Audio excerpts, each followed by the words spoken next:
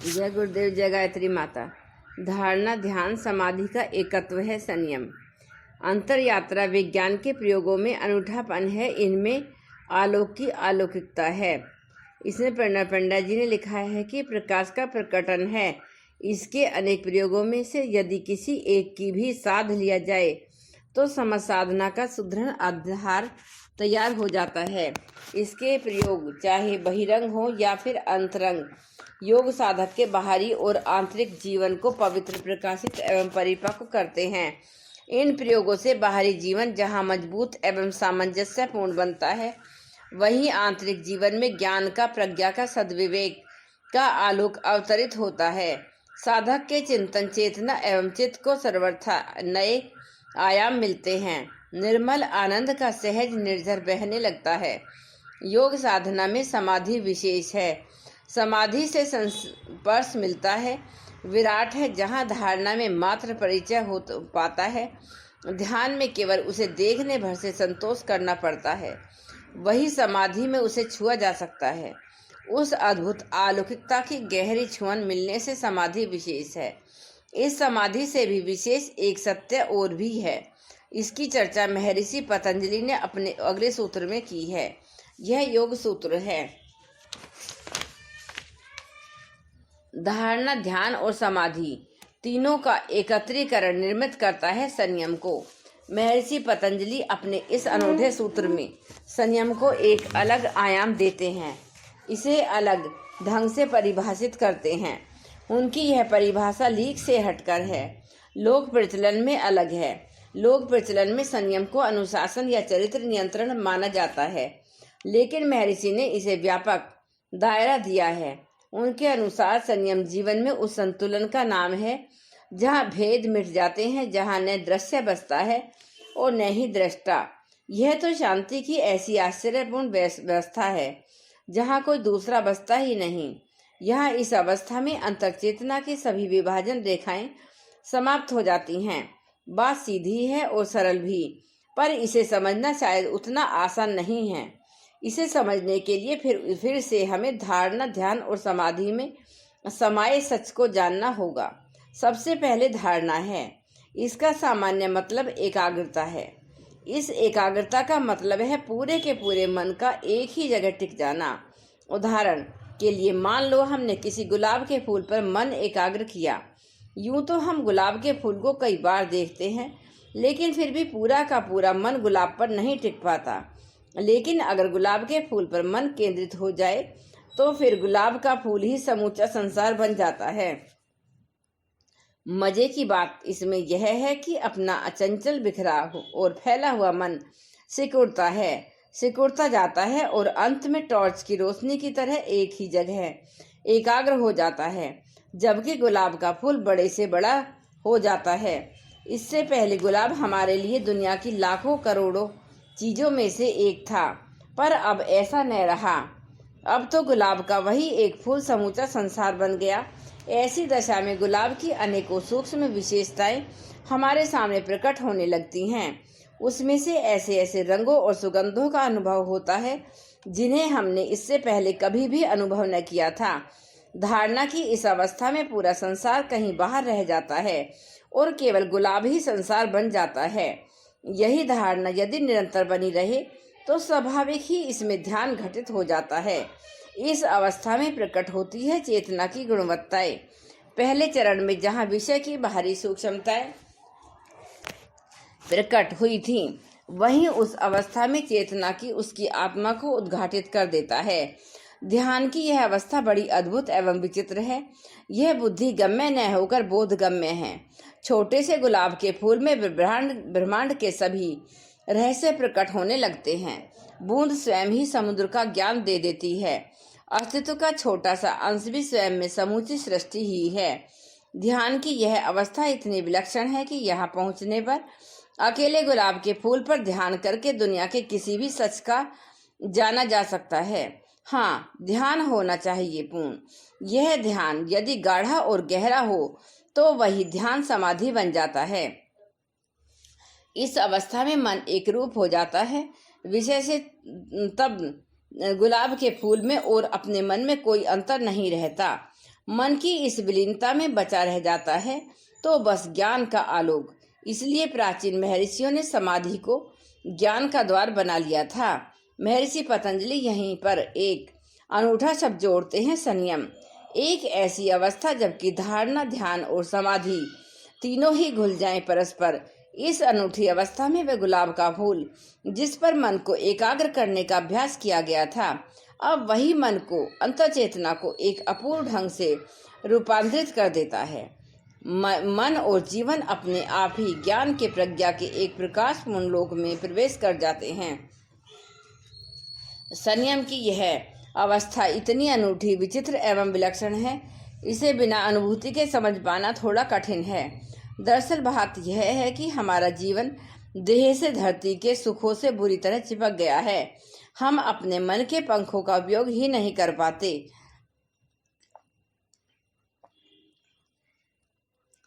बस छोटे मोटे सुखों में भूलकर उस परम आनंद के विषय में भूले रहते हैं। यूं तो वह सदा से अपना ही है, बस हम ही हैं जो उसका स्मरण नहीं कर पा रहे। इसे कुछ यूं भी कहा जा सकता है कि समुद्र के किनारे पड़े हुए कंकर, पत्थर और सीपियों को इकट्ठा करते हुए अपनी पूरी जिंदगी गंवा दी और अपने अस्तित्व के अमूल्य आनंद से चूकते रहे। जो अनुभवी हैं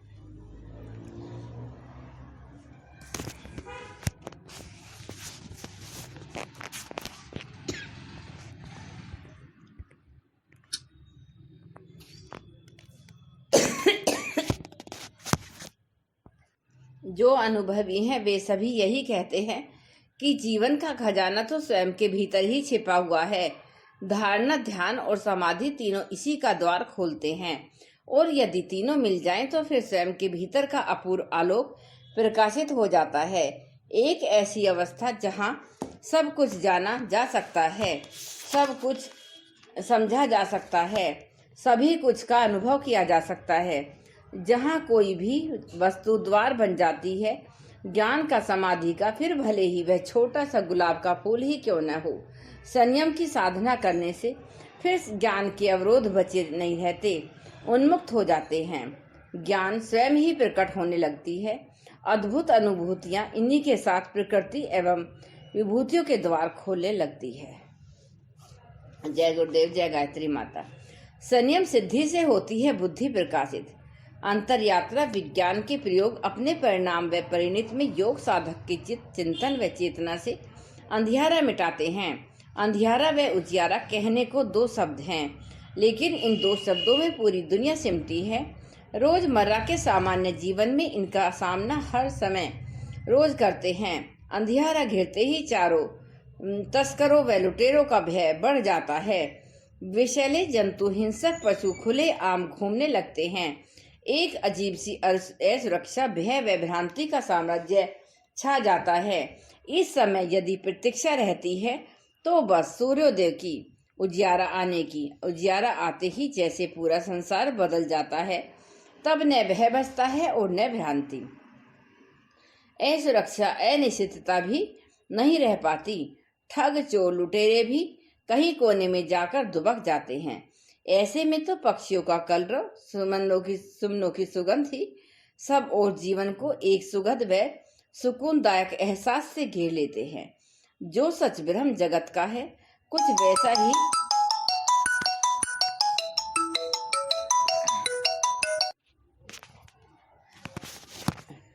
ऐसे में तो पक्षियों का कलरव, सुमनों की सुगंध ही सब और जीवन को एक सुखद व सुकूनदायक एहसास से घेर लेते हैं। जो सच ब्रह्म जगत का है, वह कुछ वैसा ही मिलता जुलता सच आंतरिक दुनिया का है। जब तक अंतःकरण तप की ऊर्जा व आत्मा के प्रकाश से रहित होता है, तब तक चिंतन व जीवन में काम, क्रोध, लोभ, मोह, मद, मत्सर आदि 6 शत्रु ही विचरण करते हैं। इन्हीं के चंगुल में चेतना छटपटाती रहती है। भावों में विक्षोभ, विचारों व द्वंद्व में, कर्म में दिशाहीनता ही जिंदगी के सच के रूप में सामने आते हैं। परंतु जब योग के प्रयोग परिपक्व होते हैं तो स्थिति बदलती है। दूषित संस्कारों का शमन होता है, चित्त शुद्ध होता है और चिंतन परिष्कृत। इसी के साथ जीवन निर्मल हो जाता है। इन प्रयोगों का परिणाम योग के साधक को स्वाभाविक ही तप की ऊर्जा का वे प्रकाश से भर देते हैं। तब काम, क्रोध आदि षड रिपु कहीं दूर चले जाते हैं। अंतर चेतना प्रकाशित होने के कारण भय व भ्रांति का कोई स्थान नहीं रह जाता। सर्वथा संदेह रहित ज्ञान, अतुलनीय प्राण बल, अपरिमित साहस, हर पल मिलने वाली दैवी सहायताएं योग साधक की संपत्ति बन जाती हैं। संक्षेप में कहें तो योग साधक की आकृति तो वही पुरानी रहती है, परंतु प्रकृति पूर्णतः बदल जाती है। ऐसी प्रकृति जो होती है सर्वथा प्रकाश पूर्ण, परिमार्जित एवं दिव्य अनुभूतियों से युक्त। इस योग कथा में ऐसी परिमार्जित अवस्था की चर्चा की गई है। इसमें बताया गया था संयम के सच को। धारणा, ध्यान व समाधि ये तीनों ही एकजुट हो जाएं तो संयम सध जाता है। इस संयम के सधने से फिर समझो सब कुछ स्वयं ही सध जाता है। साथ ही साधक के जीवन में खुलता है साधना जीवन का सर्वथा नूतन व नवीन आयाम। उसे प्रवेश मिलता है आलोक के लोक में। इस अवस्था में जीवन एक अपूर्ण ढंग से रूपांतरित हो जाता है। जिस तरह से संयम, धारणा, ध्यान व समाधि का एकत्रीकरण है, ठीक उसी तरह से संयम की उपलब्धियां भी सर्वथा भ्रांति रहित ज्ञान, अलौकिक सामर्थ्य एवं प्रकाशपूर्ण जीवन का एकत्रीकरण होती हैं। इस अपूर्व अवस्था का सच महर्षि पतंजलि अपने अगले सूत्र में उद्घाटित करते हैं।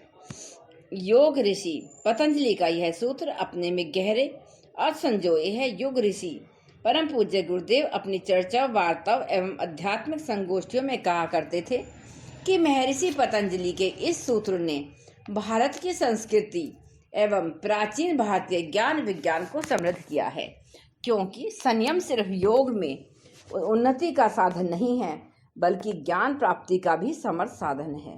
प्राचीन भारत के ऋषि युग में न केवल आध्यात्मिक प्रगति बल्कि भौतिक उन्नति भी इसी संयम साधन के बलबूते पर संभव हुई है। इस प्रसंग को आगे बढ़ाते हुए परम पूज्य गुरुदेव ने कहा, प्राचीन ऋषि महर्षियों की आध्यात्मिकता साधना भी लोक सेवा का ही माध्यम थी। धारणा, ध्यान, समाधि का एकत्रित रूप संयम सिद्धि करने के बाद महर्षिगण आध्यात्मिक सत्यों के साथ प्रकृति के विभिन्न तत्वों एवं घटकों का अनुसंधान करते थे। गुरुदेव के अनुसार महर्षिगण प्रातः से लेकर सायं तक अरण्य में जाकर संयम के द्वारा वृक्ष, वनस्पतियों की लोकोपयोगी एवं औषधीय गुणों का पता लगाते थे। इसी विधि से उन्होंने अपनी रात्रिकालीन संयम साधना से अंतरिक्ष के सत्यों के साथ ग्रह नक्षत्रों की गति एवं ज्योतिषी संबंधी अनुसंधान किए हैं। आज भारत के जिस आयुर्वेद एवं ज्योतिषी गणित के ज्ञान से विश्व नतमस्तक है, उसमें से अधिकांश का ज्ञान संयम द्वारा ही अर्जित किया गया है। इसी के द्वारा प्रकृति एवं पदार्थ के सूक्ष्म एवं अति सूक्ष्म तत्वों एवं उनके गुणों का पता चला। इसके द्वारा ही अनेक आविष्कार, अनुसंधान संभव हो सके। संयम साधना है ही इतनी विलक्षण एवं चमत्कारी। इसकी प्रक्रिया के बारे में बताते हुए परम पूज्य गुरुदेव का कहना था कि धारणा से एकाग्रता सधती है और ध्यान से तादात्म्य सधता है, जबकि समाधि साधक की चेतना से साधक को तदाकार कर देती है। इन तीनों का मिला हुआ रूप संयम एक प्रकाश पुंज की तरह से कार्य करता है। यह आंतरिक चेतना के साथ वह प्रकृति को भी प्रकाशित कर देता है।